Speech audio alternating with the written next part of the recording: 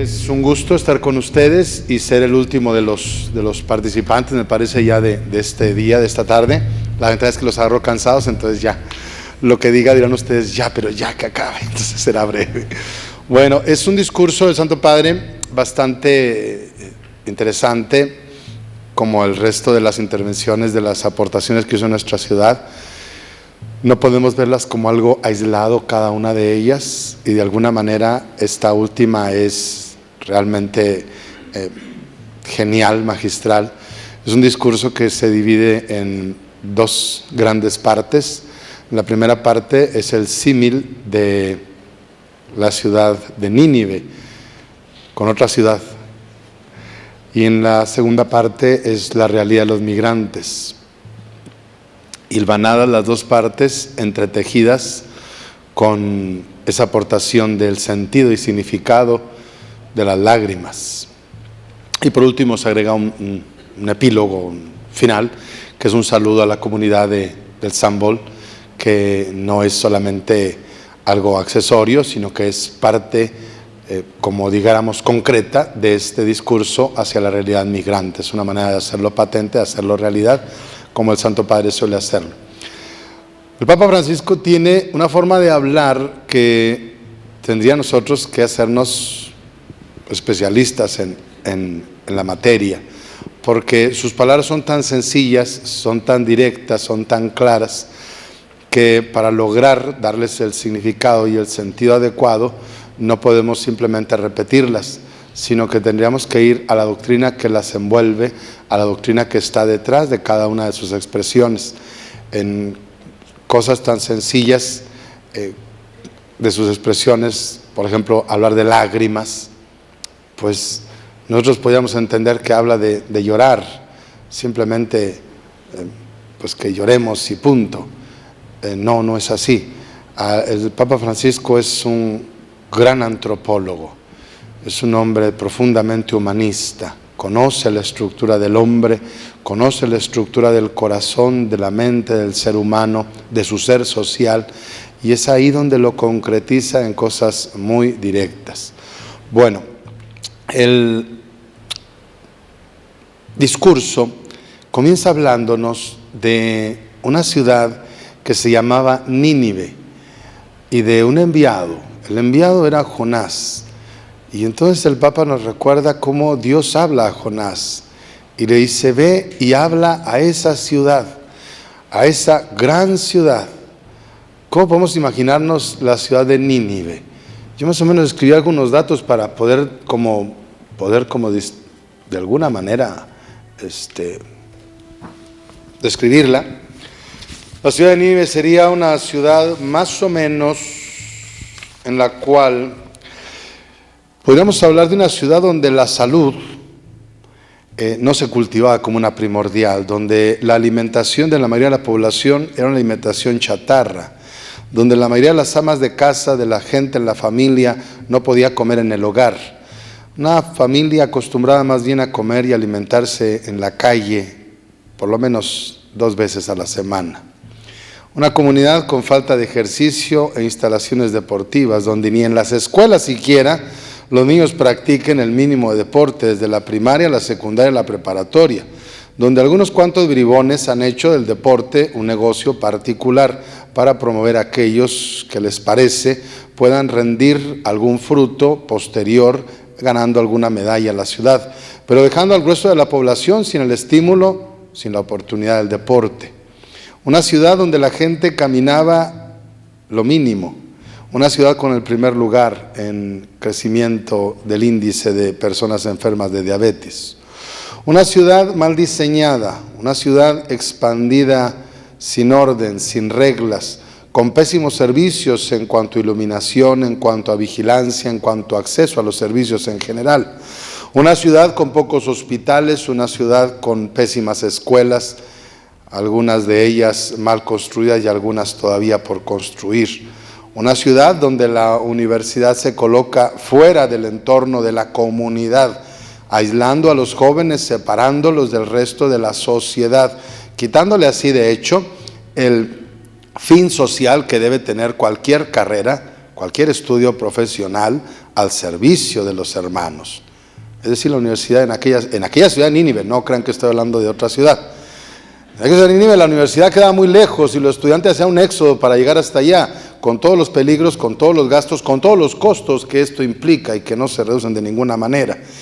También la ciudad de Nínive, en una ciudad con una dinámica económica que arrancaba de la cama, así tal cual, para hablar así en términos como el Papa, que arrancaba de la cama a la madre de familia a las 4 de la mañana, para regresarla a las 11 de la noche, después de haber dejado pasar por encima de ella todas las presiones y tensiones que ustedes puedan imaginarse de una madre de familia que trabaja, que tiene que tomar un camión que le deja 1 hora de recorrido, en pésimas condiciones además el camión, una maquiladora, una fábrica, ya había en Nínive, por cierto, con un ruido y con una contaminación poco controladas, donde desde que ella llegaba hasta que salía no dejaba de mover sus manos y sus pies siguiendo una línea de producción. Cuando llegaba al hogar tenía que hacer la cena, limpiar la casa, lavar la ropa, atender a los niños, atender al marido, atenderse a sí misma. Yo nunca supe cómo lo hacía, creo que no lo hacía realmente.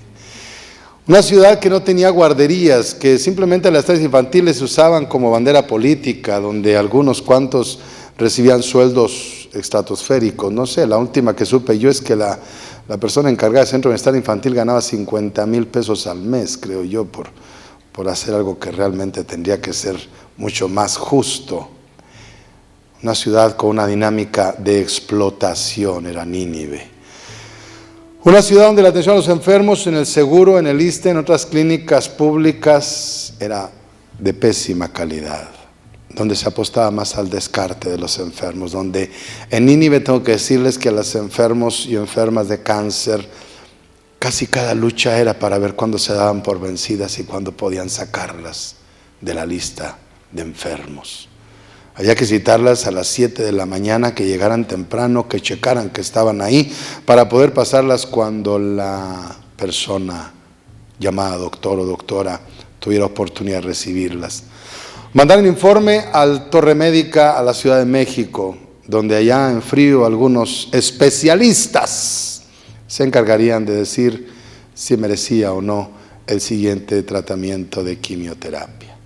Claro que no era tan sencillo llegar a esa cita con la doctora. Para llegar a estar con la doctora, el enfermo o la enferma de cáncer tenía que ir a demostrar, primero que nada, que tenía ganas de curarse. Y era muy sencillo, tenía que ir a sacarse exámenes de sangre un día. Otro día tenía que ir a una tomografía. Otro día tenía que ir tal vez a un gamagrama óseo. Otro día tenía que ir por resultados de sangre. Es decir, por lo menos unos 6 días al mes la persona tenía que estar allí en el seguro, en el hospital. Y en sus condiciones difícilmente podría ir sola, entonces tenía que contar con alguien más. Difícilmente alguien podría faltar 6 veces a su trabajo sin que le llamen la atención al mes para poder acompañar a un enfermo de cáncer. Entonces es muy sencillo lo que hace el seguro. A la primera falla, a la segunda falla, va para afuera y se acabó. Usted no se quiere curar, usted no pone de su parte. Ese es su sistema, eso es lo que están haciendo allá en Nínive, lo estaban haciendo, perdón. Se me va la orden del tiempo, se me cruza de repente. La inversión social, el gran robo que cometen. ¿Saben ustedes que los empresarios de la comunidad de Ciudad Juárez, para ser empresario en Ciudad Juárez es realmente un reto, Por eso es tan común que la gente invierta en cosas más productivas y que lleven menos compromiso.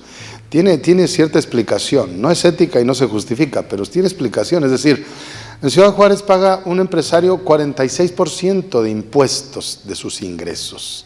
16% directamente del IVA y el 30% sobre sus ganancias. Entonces no es como que muy motivante en Ciudad Juárez tener trabajadores, darles los servicios, dar las prestaciones de ley, cuando el gran ganón aquí y el que tiene todo en la mano servida es el que cobra los impuestos. Y luego los malgasta inflando salarios a una burocracia, pues como les dijera yo, bien alimentada, por no decirlo de otra manera. En una ciudad como Nínive, donde les puedo compartir, el 30% de la población de aquella ciudad de Nínive consumía droga, y no era droga de marihuana, es decir, una droga que es fuerte, pero que es una broma comparada con la heroína. una ciudad que consumía 30% de heroína. A veces en verano ven ustedes a los muchachos, a los jóvenes con unas sudaderas que traen su capucha allá en Nínive y traen manga larga. Dicen, pues ¿por qué trae eso? Pues porque si se descubre se va a ver dónde se inyecta. A veces en los brazos, a veces tiene que ser ya en el cuello, como se van deteriorando las venas, donde se van ellos inyectando la droga. Una ciudad donde las metanfetaminas y el cristal corren como el agua. Bueno, corren más que el agua, de hecho.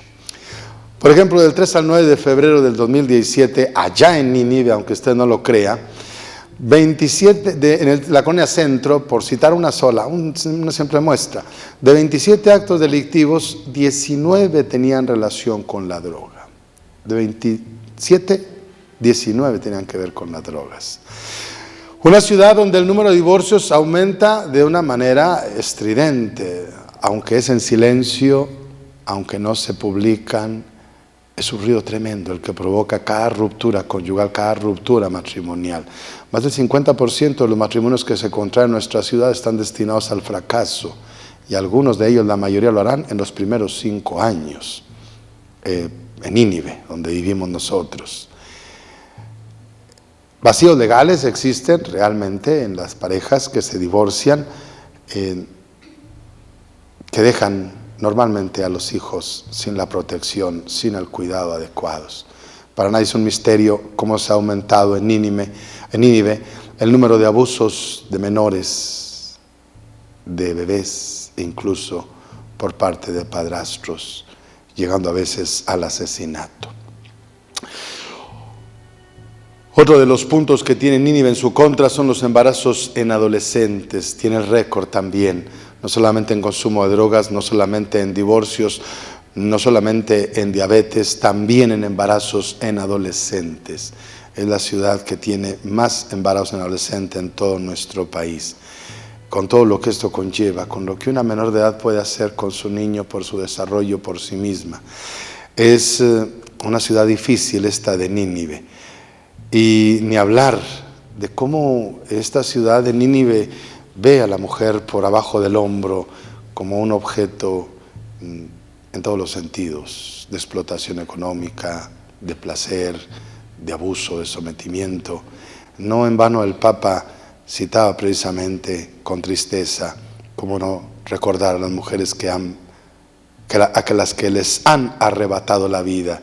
No dice las que han perdido la vida, dice el Santo Padre, las que les han arrebatado la vida, en una acción, no en una omisión.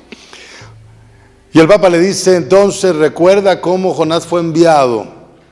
Ve a decirles que con esa manera de vivir, con esa manera de regularse, con esa manera de organizarse, se están autodestruyendo, porque están causando sufrimiento y muerte, explotación, injusticia y dolor. Hay que despertar a ese pueblo, a esa ciudad de Nínive, muy parecida a Ciudad Juárez, ebria de sí misma, orgullosa, vanamente en muchos de los aspectos. Es el envío del Santo Padre. Y es un envío que tenemos todos nosotros por hacer. Yo quise un poquito exponer la realidad a la que, traducida a nuestra ciudad, sería la que el Papa Francisco nos envía. Tenemos que ir nosotros, tenemos que ir y anunciarle a esa ciudad que con esa manera de vivir, con ese ritmo loco de vida, no va a llegar a ninguna parte, que se va a autodestruir. Hace unos meses se le ofreció a nuestra ciudad, se le dio unos años, se le dio a nuestra ciudad el nombramiento de una ciudad resiliente. Un término con el que yo no estoy muy de acuerdo. La ciudad de Juárez no es resiliente y aplicarlo al ser humano lleva muchos riesgos. ¿En qué sentido? La resiliencia es una capacidad que tienen los metales, después de un arco, por ejemplo. Después de tensarlo, vuelve a su posición original. El ser humano no. El ser humano, después de perder un ser querido, no es el mismo. Después de perder a su madre, se convierte en huérfano. A su esposa se convierte en viudo. Y decir que es resiliente es decir, no pasó nada, pónganse de pie, sigan adelante. No, sí pasó algo. Y es ahí donde entra lo que el Papa dice, el don de las lágrimas, llorar lo que hemos perdido. No nos hemos tomado el tiempo para guardar un duelo por nuestra ciudad. No somos sensibles al dolor del prójimo. Nos cuesta entrar en esa dinámica. Y el Papa nos invita a tener esa mirada de misericordia. Esa mirada de misericordia capaz de penetrar con el amor de Dios en la realidad de cada ser humano sin juzgarlo, sino abrazándolo. Es la misericordia, es la gran apuesta que el Papa Francisco nos invita a hacer en nuestra ciudad. A todas estas instituciones, a todas estas realidades que enumeré, correspondería una respuesta firme de cada uno de los hombres y mujeres de buena voluntad de nuestra ciudad. Aprender a mirar con misericordia al prójimo. Aprender a aportar lo mejor de nosotros mismos donde quiera que nos encontremos. Experimentar el dolor ajeno. Tender la mano al que está a nuestro lado. Cortar el círculo en el que estamos inmersos. Muchas gracias.